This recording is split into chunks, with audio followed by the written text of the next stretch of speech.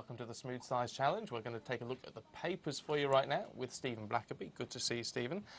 What are we starting with? Well, obviously there's a few things that I've picked up today on a number of papers. Meltdown of Wall Street. There's a couple that I've flicked through. The Mail's running with it, the Express.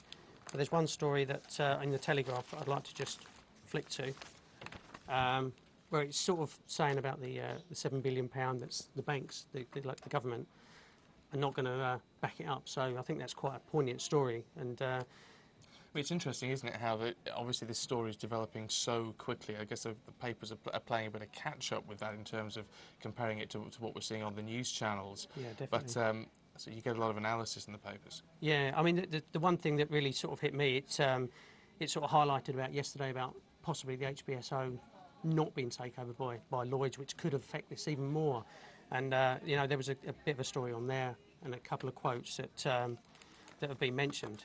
And, you know, it could hit us even worse, not just financially, but everywhere else as well. So I thought that was quite a poignant thing of that quote. Fascinating, isn't it? In stateside, we get a lot of talk about Wall Street compared to Main Street, which is how they talk about everybody in the country. We don't really have a term here in the UK for that sort of thing, but I guess it may filter across. We may be talking Possibly, about the UK Main Street before we know it. Yeah.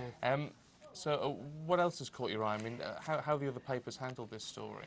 Well, it's really running on mainly the same thing about the points drop, 777 points dropped, and they all seem to be running the same sort of headlines.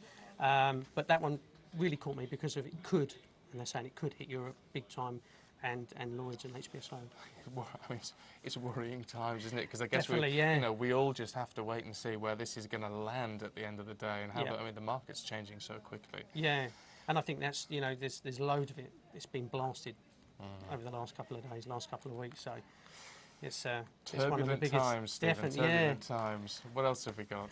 Well, I picked up a story in the Mail as well. It's sort of just a small story. It's about, the Tories, what they're saying is that if they got into power, they'd be scrapping the third runway and wanting Heathrow and trying to put more money into and I guess anything to do with airports is going to grab your imagination. Definitely, yeah. Obviously, working with BAA, that does really grab my imagination, and it's quite a strange thing to sort of see it in there and be able to talk about it as well. So that's sort of quite a thing. I mean, it's quite an interesting commitment, isn't it, from the Tories? I mean, why do you think it is that it's such a negative thing that people are really, it does seem very opposed to the third runway? Yeah, and I thought, going back, if you cast your mind back a number of years, I thought they was all for it, all for the expansion. Airport's a big thing, we want to get them all going, but they seem to have turned it against, the opposition there, or the opposition now we want to say, no, we want to do this something better, there's something better out there. Public transport, let's use a train, but... And how does it bode, do you think? Because you're based at Stansted, aren't you? I'm based at Stansted, and of course, Stansted expansion is on the second runway, isn't it, rather than the... Second runway, yeah. But again, there's a lot of local opposition to that. Do you think, I mean, if Heathrow was to go, if third runway was to go, do you think that would affect Stansted as well? I think it takes some pressure off us, because the papers are now leaving Stansted alone. We've got stops there. So it takes some pressure off us, and it leaves us to do, what we're doing.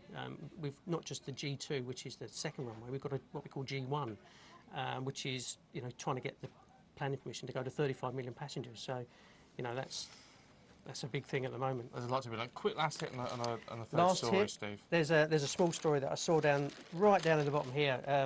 The Queen's ecstatic about the rain this summer because her orchards, her apple orchards, she's got a bumper crop. So, we're all cursing about the... it's one way to beat the credit crunch, I guess. Very good, very good, very good. Stephen Blackerby, good to see you today. Thank you very much Thank indeed. you very much indeed.